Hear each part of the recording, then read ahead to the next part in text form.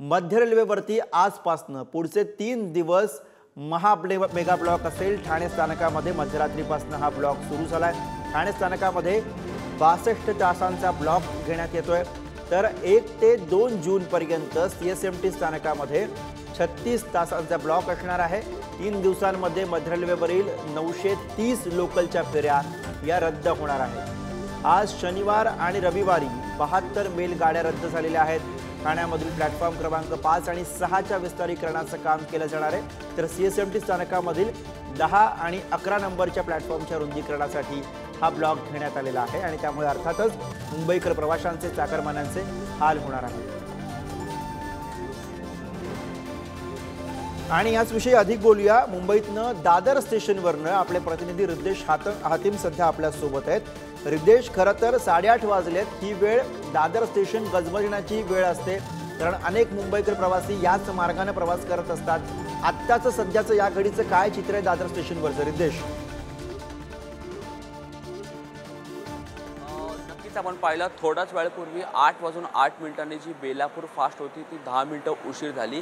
त्यामुळे लोक जेव्हा त्या ट्रेनमध्ये चढत होते तेव्हा त्या लोकांमध्ये तो गोंधळ आपल्याला पाहायला मिळाला चढताना। दुसरीकडे पाहिलं आता मी सध्या प्लॅटफॉर्म नंबर 9 आणि 10 वर आहे। 9 वरून जी गाडी आहे ती आपण पाहिलं तर छत्रपती शिवाजी महाराज टर्मिनलच्या दिशेने जाते, मात्र ती छत्रपती शिवाजी महाराज टर्मिनल्सपर्यंत न जाता ती भायखळापर्यंत जाणार आहे। अर्थात यापुढे जो भायखळावरून जे नागरिकांना उतरून त्यांना पुन्हा आपल्याला पाहिलं तर वेस्टर्न रेल्वेला येऊन वेस्टर्न रेल्वेवरून त्यांना चर्चगेट स्टेशनला जावं लागेल आणि चर्चगेट स्टेशनवरून त्यांना जर CSMT या परिसरात यायचं असेल तर तसं संपूर्ण बसनी या टॅक्सीने आहे जो प्रवास आहे तो करावा लागेल। दुसरीकडे आपण पाहिलं तर थोड्याच वेळापूर्वी इकडनं जी ट्रेन गेली त्यामुळे लोकांची गर्दी पुन्हा कमी झाली आहे, मात्र आता पुन्हा हळूहळू लोकांची जी गर्दी आहे ती वाढेल आपल्याला इकडे वाढताना आपल्याला दिसणार आहे। लोकांमध्ये जेव्हा ट्रेन आपण पाहिलं थोड्याच वेळापूर्वी जी बेलापूर स्लो होती ती देखील 10 मिनिटं उशिरा होती। त्यानंतर आता देखील पाहिलं आता ती दुसरी ट्रेन आहे छत्रपती शिवाजी महाराज टर्मिनलला जाणारी जी ट्रेन आहे 7 वाजून थोड्या वेळ पूर्वी निघाली ती देखील आता थोड्याच वेळ पूर्वी निघाले,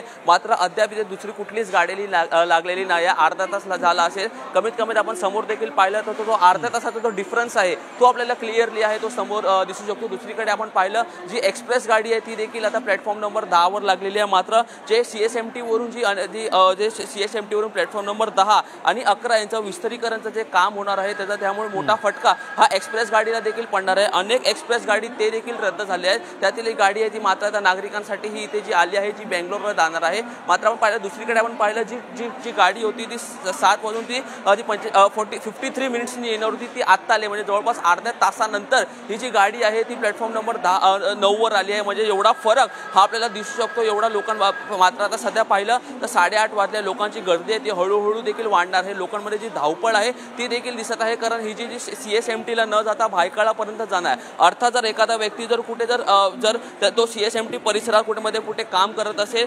छत्रपती शिवाजी महाराज टर्मिनस इथे जवळपास कुठल्या बल्लाळ इस्टेट असेल इतर काही परिसरात काम करत असेल तर त्यांना चर्चगेटला जाऊन चर्चगेटवरून मग त्यांचा पुढील प्रवास आहे तो त्यांना करावा लागणार आहे। मात्र आता सध्या पाहिलं लोकांमध्ये जर गर्दी असली तरी आता तरी गर्दी नाही, मात्र ट्रेन आहे ते 10 ते 15 मिनिटं उशिरा हे धावताना देखील आपल्याला दिसत आहे। गुरु